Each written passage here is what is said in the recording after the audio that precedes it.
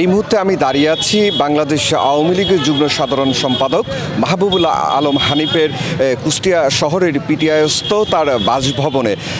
আমাকে যদি বলতে হয় সারা বাংলাদেশের নাই কুষ্টিয়াতেও ছাত্র জনতার যে কর্মসূচি ছিল সেই কর্মসূচির অংশ হিসেবে রাত ৯টায় যে কর্মসূচি শুরু হয় সেটি কিন্তু শহরের বিভিন্ন স্থান প্রদক্ষিণ শেষে কুষ্টিয়া শহরের যে পিটিআই মাহবুবুল আলম হানিফের যে বাসভবন আছে সেই বাসভবনে এসে কিন্তু তারা জড়ো হয় এবং হাজার হাজার ছাত্র জনতার উপস্থিতিতে এই হানিফের যেই শহরস্থ যে বাসভবন আছে সেটিতে কিন্তু বুলডোজার দিয়ে কিন্তু গুড়িয়ে দেওয়া হয়েছে। আমি যদি আপনাদেরকে একটু দেখাই তাহলে দেখবেন যে হানিফের যেই কুষ্টিয়া সদর 3 আসনের সাবেক সাংসদ এবং বাংলাদেশ আওয়ামী লীগের যে যুগ্ম সাধারণ সম্পাদক মাহবুবুল আলম হানিফের যে বাসভবন সেটির কিন্তু সামনের অংশ সহ বিভিন্ন স্থানে কিন্তু বুলডোজার দিয়ে গুড়িয়ে দিয়েছে ছাত্র জনতা।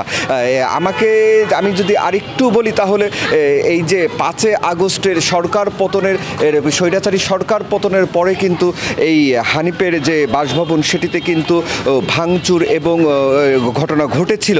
পরবর্তীতে গতকালকের যেই ছাত্র জনতার কর্মসূচি সেই কর্মসূচির অংশ হিসেবেই কিন্তু বুলডোজার সহ বিভিন্ন কিছু দিয়ে কিন্তু তার বাসভবন গুড়িয়ে দেওয়া হয়েছে এবং সেটি কিন্তু দেখছেন এই বাড়িটি কিন্তু রীতিমতো ধ্বংসস্তূপে পরিণত হয়েছে এবং বারবারই কিন্তু এই বাড়িটা কিন্তু ধ্বংসস্তূপে পরিণত হয়েছে। এখানে কিন্তু ভেঙে গুড়িয়ে দেওয়ার পরে কিন্তু উৎসুক জনতা তারা কিন্তু এই বাড়িটি দেখতে আসছে। তো আমি এমনই একজন উৎসুক জনতার সাথে কথা বলে দেখব যে আসলে তারা এই বিষয়টাকে তারা কিভাবে দেখছেন। আপনারা কি করতে এসেছেন বা কি দেখলেন, আপনাদের অনুভূতিটা? অনুভূতি বাড়ি থেকে যেই অনুভূতিটা নিয়ে এসেছিলাম আসলে ততটা মজা পাচ্ছি না, কারণ বাড়িতে রাত্রে শুয়ে রাত 2টা পর্যন্ত লাইভ দেখছি। ভেবেছিলাম যে এটা একদম গুড়িয়ে গেছে, কিছুটা পাপ মুক্ত হয়েছে, পাপের রাজত্ব কিছুটা ভেঙেছে। এসে দেখছি না, দাঁড়িয়েই আছে, কিন্তু এভাবে দাঁড়ানোটা মানে অনুভব করিনি, আশা করিনি। তো যাই হয়েছে ভালোই হয়েছে, আরও হওয়ার দরকার ছিল। বাংলাদেশ থেকে স্বৈরাচার মানে একবারেই উচ্ছেদ করার দরকার। কোনো জায়গা কোনো স্বৈরাচার থাকবে না। আমরা স্বাধীনভাবে বাঁচতে চাই, স্বাধীন বাংলায় স্বাধীনভাবে বাঁচতে চাই। দেখেন, আমাদের বাবা যুদ্ধ করছে, বাবা 71 সালে করছে, আমি 24 সালে করলাম।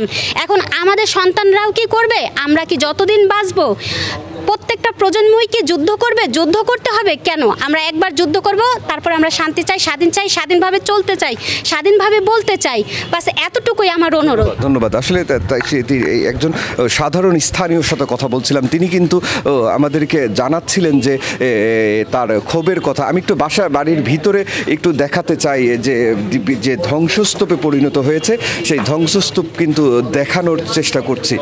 ধ্বংসস্তূপ দেখাবো যে আসলে এই হানিফের যে বাসাটি আছে সেই বাড়িটি কিন্তু আসলে টোটাল একেবারে ধ্বংসস্তূপে পরিণত হয়েছে।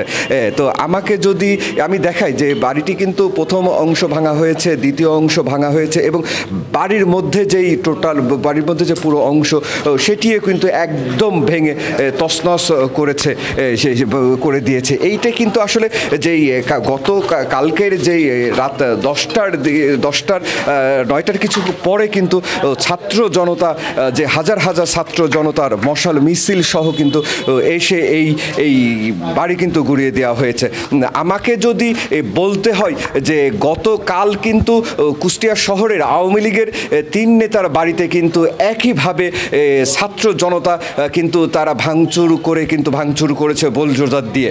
তো কুষ্টিয়ার এই মাহবুবুল আলম হানিফের বাড়ির ভাঙার এই ছিল আমার কাছে সর্বশেষ তথ্য।